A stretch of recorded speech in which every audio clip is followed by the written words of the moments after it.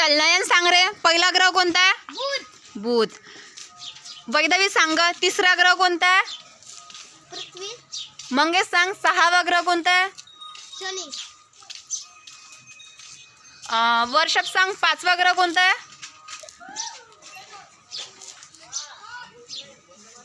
गुरु. ऋषभ सांग सहावा ग्रह कोणता आहे?